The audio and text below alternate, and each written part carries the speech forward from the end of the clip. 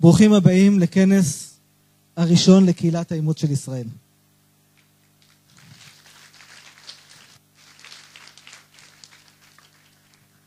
לאחר למעלה מ-66 שנה של קיום מדינת ישראל, אנחנו מתכנסים לראשונה תחת קורת גג אחת, מאמצים ומאומצים להשמיע את קולם. הקמת הקהילה התאפשרה הודות לעבודה שנעשתה על ידי משרד הרווחה, ביחד עם ג'וינט ישראל אשלים, ביוזמת מוטי וינטר שהיה סמנכ"ל בכיר של משרד הרווחה ויצא לגמלאות לאחרונה, אורנה הירשפלד מנהלת השירות למען הילד, סימון שפק שהייתה מנהלת התוכנית מטעם אשלים. כותרת העבודה הייתה מאימוץ ילדים לקהילת אימוץ. ואני רוצה לצטט מחוברת שאורנה נתנה לי באיזשהו טקס חגיגי קטן לפני כמה חודשים. והם כותבים כך: לא עוד התייחסות לשירות כשירות קטן העוסק במסירת 100 ילדים בשנה לאימוץ בארץ ו200 באימוץ בין ארצי. לצערי המספרים באימוץ בין ארצי ירדו בינתיים. אלא שירות שעניינו, ותקשיבו טוב, טיפול בכלל קהילת האימוץ לאורך שנים ארוכות, ובכלל זה הבטחת עמידות האימוץ, ההתייחסות למאומץ הבוגר, למשברים במהלך השנים, ולעבודה מול עמותות ההורים, המאמצים, יהודים וערבים. סוף ציטוט. זה לא קרה, אבל זאת הצהרה, וזאת עבודה קשה. ההכרה שתפקיד השירות למען הילד אינו מסתכם בהליך מסירת הילדים לאימוץ, בין אם זה אימוץ הארץ או אימוץ חול, אלא קיימת אחריות וחובה מוסרית, ארוכת טווח כלפי אותם ילדים, לאורך מסלול חייהם וגם בבגרותם. שי, אתה יכול לבקש את הזכויות שלך עכשיו? היא חדשנית ומהפכנית בתפיסת האימוץ בישראל. עמותת אומץ לאמץ, שהייתה החלוצה במסגרת הגופים הפועלים לטובת קהילות האימוץ, לקחה על עצמה את ריכוז והקמת הקהילה. בנציגות של העמותה שילבנו את המגוון הכי רחב שיכלנו לחשוב עליו. יש לנו בנציגות של מאמצים ומאומצים, ארץ וחול, יהודים וערבים, דתיים ושאינם דתיים, מאמצי חול טרום החוק, מאומצים שהם גם מאומצים, מאומצים שנשואים למאומצים ועוד. לפני חצי שנה התכנסנו לסדנה של יומיים ביחד עם השירות, כ-30 פעילים שייצגו את המגוון הזה, וכתבנו חזון. החזון מופיע פה על הקיר. קהילת האימוץ תהווה בית מכבד, תומך, מעצים לכל אדם אשר האימוץ נוגע לחייו.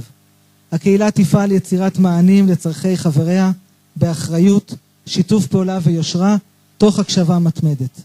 אנחנו פה היום להגיד שיש קהילה, לקהילה יש בית וקוראים לה משפחתה. הבית יהיה בית שיכבד את כל חברי הקהילה, ללא הבדל אם הם מאומצים או מאומצים, מאמצים או מאומצים, אם אימוץ ארץ או אימוץ חול, יהודים או ערבים. נפעל כי הבית יהיה תומך, מעצים, נפעל קודם מתוך הקהילה, בסיוע הקהילה, על מנת לתמוך במי שזקוק לתמיכה. נהווה אוזן קשבת. לשם כך הכנו בהפעלה של קו חם, שיתחיל לפעול ממחר. קו של הקהילה שייתן מענה על ידי חברי הקהילה אשר הוכשרו לכך.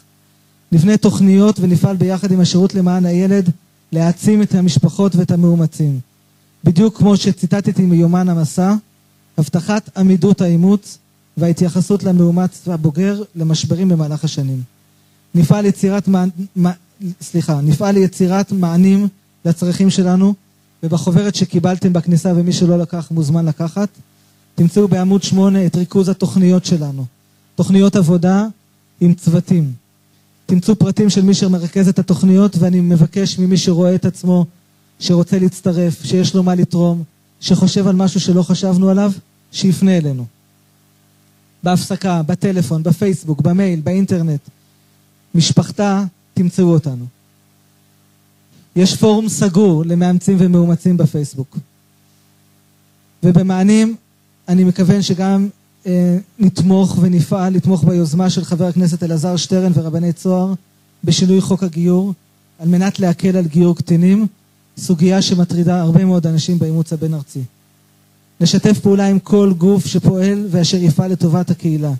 נסייע ככל שנותן על מנת להנגיש אל הקהילה פעילויות, סדנאות, קבוצות, ימי עיון ככל שידרש. גם זה לוח פעילויות של השנה הקרובה, תמצאו בחוברת בעמוד 10. אנחנו לא נפגשים פה ונפרדים, אנחנו פה כדי לרוץ את המרתון הזה ביחד. הענות הרבה לכנס והעובדה שלא קדם קמפיין פרסום מלמדת אותנו כבר כמה צורך יש בהקמת הקהילה. כמה אנחנו כמהים לפגוש את הדומים לנו, כמה אנחנו צמאים למידע. מוטי ואורנה, אני חושב שהקדמתם קצת את תוצאת החוברת. הסיכום של הפרויקט מקהילת ילדים לקהימת אימוץ. הפרק שחזר זה מה שאת רואה פה עכשיו. הפרק שחזר זה הכנס הזה. ויפה גם נכתב בהקדמה, ואני שוב מצטט מהדוח, כי יש להודות כי הדרך עדיין ארוכה וקשה, ועומדים בפנינו אתגרים לא פשוטים. חודש נובמבר הוא חודש האימוץ במדינות רבות בעולם. השנה לראשונה נעשה ניסיון לקבוע את 9 בנובמבר כיום האימוץ העולמי. בשנה הבאה, חודש נובמבר יהיה חודש האימוץ של מדינת ישראל. ב-12 לנובמבר,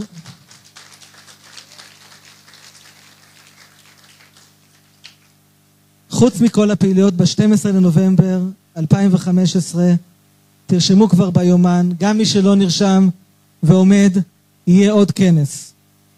התודות למי שהיה לו חזון, למי שסייע ועזר. החל ממי שיסדו לפני למעלה מ-15 שנה את עמותת אומץ לאמץ, אשר הייתה הגוף היחיד שפעל לטובת הקהילה. דרך עשרות פעילים שהצטרפו למסע, לגיבוש הקהילה ולרגע הזה של הכנס הראשון של הקהילה.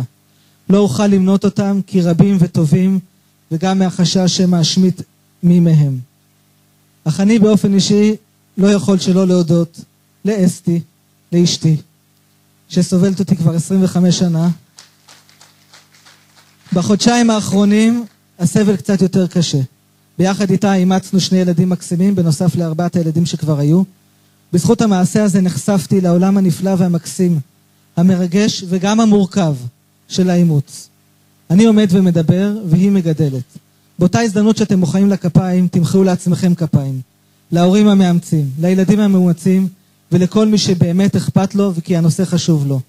מעבר לכל זה, אני מקווה שגם התכנים שנשמע הערב יהיו מועילים, פוקחי עיניים ומחכימים, אז שיהיה לנו ערב נעים ותודה רבה.